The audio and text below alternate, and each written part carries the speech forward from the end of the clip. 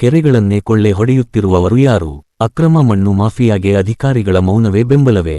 ಹಗಲು ರಾತ್ರಿ ಎನ್ನದೆ ಕೆರೆಗಳಿಂದ ಅಕ್ರಮವಾಗಿ ಮಣ್ಣು ತೆಗೆಯಲಾಗುತ್ತಿದೆ. ಸರ್ಕಾರದ ಅನುಮತಿಯಿಲ್ಲದೆ ಪ್ರಕೃತಿ ಸಂಪತ್ತನ್ನು ದೋಚುವ ದಂಧೆ ನಿರಂತರವಾಗಿ ನಡೆಯುತ್ತಿದೆ. ಹೌದು, ಹೊಳಲ್ಕೆರೆ ತಾಲೂಕಿನ ಶಿವಗಂಗಾ ಕೆರೆಯಿಂದ ಚಳ್ಳಕೆರೆ ತಾಲೂಕಿನ ಸೋಮಗುದ್ದು ಗ್ರಾಮಕ್ಕೆ ಬೃಹತ್ ಟಿಪ್ಪರ್ ವಾಹನಗಳ ಮೂಲಕ ಮಣ್ಣು ಸಾಗಿಸುತ್ತಿದ್ದ ವೇಳೆ ಖಚಿತ ಮಾಹಿತಿ ಮೇರೆಗೆ ಸೋಮಗುದ್ದು ಬೈಪಾಸ್ ರಸ್ತೆಯಲ್ಲಿ ಚಳ್ಳಕೆರೆ ಪೊಲೀಸರು ದಾಳಿ ನಡೆಸಿದ್ದಾರೆ. ಪರಿಶೀಲನೆ ವೇಳೆ ಯಾವುದೇ ಮಾನ್ಯ ಪರವಾನಗಿ ಇಲ್ಲದೆ ಮಣ್ಣು ಸಾಗಾಟ ಮಾಡುತ್ತಿರುವುದು ಬೆಳಕಿಗೆ ಬಂದಿದೆ. ಮಾಹಿತಿಯ ಪ್ರಕಾರ ಕಳೆದ 3 ದಿನಗಳಿಂದ 5 ಬೃಹತ್ ಟಿಪ್ಪರ್ಗಳ ಮೂಲಕ ಪ್ರತಿದಿನ 2 ಟ್ರಿಪ್ಗಳಷ್ಟು ಮಣ್ಣನ್ನು ಅಕ್ರಮವಾಗಿ ಸಾಗಾಟ ಮಾಡಲಾಗಿದೆ ಎನ್ನುವ ಆರೋಪ ಕೇಳಿಬಂದಿದೆ. ಅವೈಜ್ಞಾನಿಕವಾಗಿ ಮಣ್ಣು ತೆಗೆಯುವುದರಿಂದ ಪ್ರಕೃತಿ ಸಂಪತ್ತು ನಾಶವಾಗುತ್ತಿದೆ. ಸರ್ಕಾರಕ್ಕೆ ಬರಬೇಕಾದ ಕೋಟ್ಯಂತರ ರೂಪಾಯಿ ಆದಾಯವೂ ಕಳೆದುಹೋಗುತ್ತಿದೆ.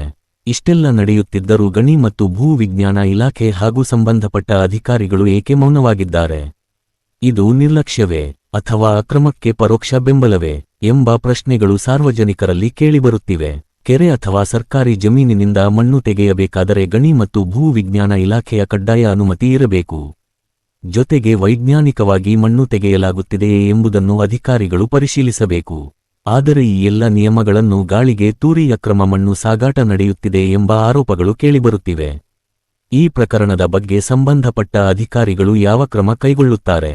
ಅಕ್ರಮ ಮಣ್ಣು ಮಾಫಿಯಾಗೆ ಕಡಿವಾಣ ಬೀಳುತ್ತದೆಯೇ? ಜನಧ್ವನಿ ನ್ಯೂಸ್ ಈ ಪ್ರಕರಣವನ್ನು ಮುಂದುವರಿಸಿ ಗಮನಿಸುತ್ತಿರುತ್ತದೆ. ಜನಧ್ವನಿ ನ್ಯೂಸ್, ಸಮಾಜದ ನಾಡಿಧ್ವನಿ.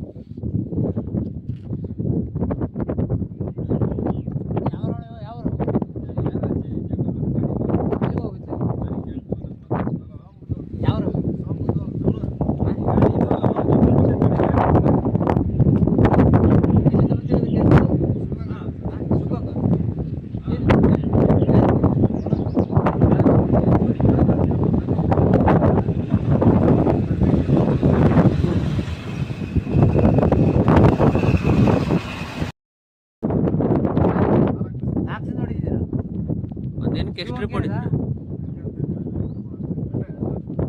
ಒಂದಿನಕ್ಕೆ 2 ಟ್ರಿಪ್. ಇದೆಷ್ಟು ಲೋಡ್ ಎಷ್ಟು ಗೊತ್ತಿಲ್ಲ. ಓನರ್ ಯಾರು? ಯಾವರು?